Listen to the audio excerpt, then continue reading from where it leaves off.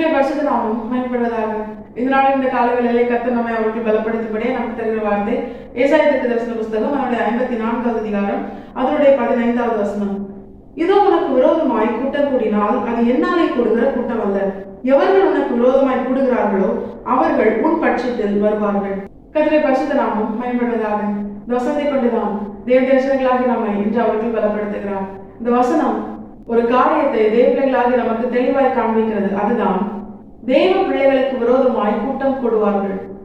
அதற்கு உலக பிரகாரமா அநேக காரணங்கள் இருந்தாலும் கர்த்தருக்காக உண்மை உத்தமாய் வாழ அர்ப்பணித்த எல்லா தேவ ஜனத்திற்கு விரோதமாகவும் சத்துருவினால் ஏவப்பட்ட ஜனங்கள் கூட்டம் கூடுவார்கள். எப்படி இவனை அழிக்கலாம், இவன் எப்பொழுது சாவான், இவன் பேர் எப்பொழுது அழியும் என்று பொல்லாத நினைவுகளோடு தீமையான காரியங்களை தேவ பிள்ளைக்கு விரோதமாய் செய்யும்படியால் அநேகர் என்ன பண்ணுவாங்க, பிசாசின் கிரியைகளை உடைய மனுஷர்கள் கூட்டம் கூடுவார்கள். ஆனா கர்த்தர் சொல்லுகிறார், உனக்கு விரோதமாய் கூட்டம் கூடினால் அது என்னாலே கூடுகிற கூட்டம் அல்ல அப்படின்னு ஆண்டவர் சொல்றார். இந்த ஒரு வார்த்தை நமக்கு போதும். தெரியுமா, எந்த ஒரு கூட்டம் தேவ பிள்ளைக்கு விரோதமாய் கூடினாலும் எண்ணிக்கைக்கு அதிகமான நபர்கள் அதுல இருந்தாலும் உலக பிரகாரமாய் பலமுள்ளவர்கள் இருந்தாலும் அது கர்த்தருடையது அல்லவென்றால் நிச்சயமாய் அது ஜெயிக்காது. உலக பிரகாரம் பார்த்தா எந்த டீம்ல அதிகமான நபர்கள் இருக்கிறார்களோ அதுதான் மெஜாரிட்டி, அவங்க தான் ஜெயிப்பாங்க. ஆனா தேவ பிள்ளையின் வாழ்க்கையில் அப்படி கிடையாது. ஒரு தனி நபரா இருந்தாலும் அந்த பக்கம் ஒரு நிறைய பெரிய ஜனக்கூட்டமே இருந்தாலும் ஒரு பாளையமே இறங்கி இருந்தாலும் கர்த்தர் எந்த பட்சத்தில் இருக்கிறாரோ, யார் பட்சத்தில் இருக்கிறாரோ அவர்கள் தான் ஜெயம் பெறுவார்கள். ஆனால் இன்று தேவ பிள்ளைகளாகிய நம்மை அவர் பலப்படுத்தும்படியா நம்முடைய தேவன் சொல்லுகிறார், உனக்கு விரோதமாய் கூட்டம் கூடினால் நீ பயப்படாத. ஏன் தெரியுமா, அது என்னாலே கொடுக்கிற கூட்டம் அல்ல அப்படின்னா நிச்சயமா அது ஜெயிக்காது, நிச்சயமா அது வாய்க்காது. அவருக்கு உனக்கு விரோதமாய் என்ன கிரியைகள் நடப்பித்தாலும் அது நிச்சயமா வாய்க்காது. ஏன்னா அது என்னாலே கொடுக்கிற கூட்டம் அல்ல.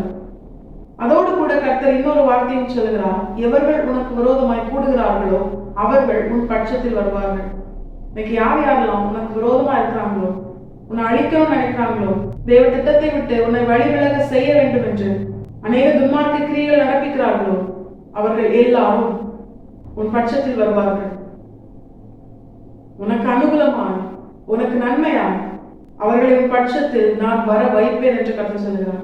அதுதான் வசனத்தோட அர்த்தம். பட்சத்தில் வருவார்கள் அப்படின்னு ஆண்டவர் சொல்றாரு. அப்பனா அவங்க வந்துதான் ஆகணும். இப்ப இவ்வளவு பெரிய ஒரு பலப்படுத்தும்படியான தேவ வார்த்தையை கர்த்தர் இன்று மீண்டும் ஒரு விஷயம் நமக்கு நினைப்பூட்டி நம்மை கர்த்தருக்குள்ளே மகிழ பண்ணுகிறார். நம்முடைய தேவன் நல்ல தகப்பன், கைவிடவே மாட்டான்.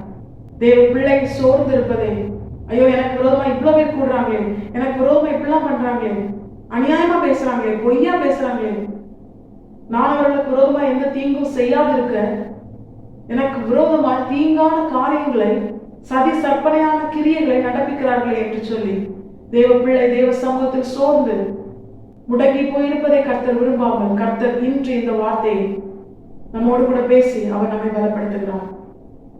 யார் உனக்கு விரோதமாய் கூடினாலும் அவர்கள் உன் பட்சத்தில் வருவார்கள்.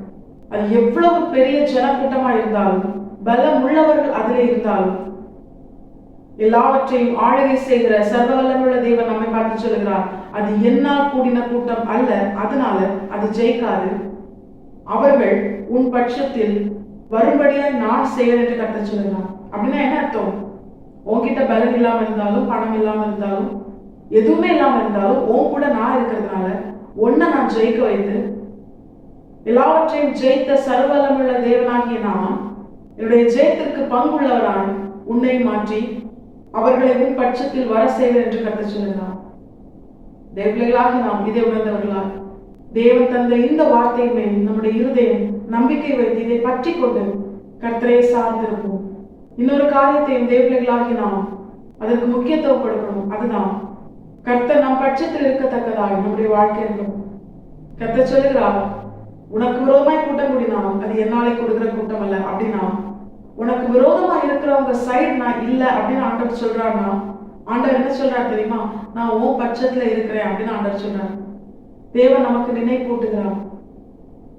நாம் இதை உணர்ந்தவர்களாய் கர்த்தர் என் பட்சத்தில் இருக்கிறார், கர்த்தர் என்னோடு கூட இருக்கிறார் என்பதை உணர்ந்து நன்மை செய்யும்படியாக எல்லாராலும் கைவிடப்பட்ட நிலையில் இருந்த நம்மை கரம் தூக்கி எடுத்து நம்முடைய ஜீவன் சேதப்படாதபடிக்கு இம்மட்டும் நம்மை காத்து நமக்கு நன்மை மட்டுமே செய்கிற, தகுதி இல்லாத நமக்கு நன்மை செய்கிற அந்த நல்ல தகப்பனை வேதனைப்படுத்தாதபடிக்கு, அவரை மனவேதனைப்படுத்தும்படியான கிரியைகள் நம்மிடத்தில் வெளிப்படாதபடிக்கு, என்னுடைய தேவன் சர்வவல்லமையுள்ள தேவன் என்னை நேசித்து எனக்காக ஜீவனை தந்து எனக்காக உயிர்த்தெழுந்து இன்று வரைக்கும் பிதாவினிடத்தில் எனக்காக பரிந்து பேசிக் கொண்டிருக்கிற என்னுடைய நல்ல தகப்பன், அவர் என்னோடு கூட இருக்கிறார்.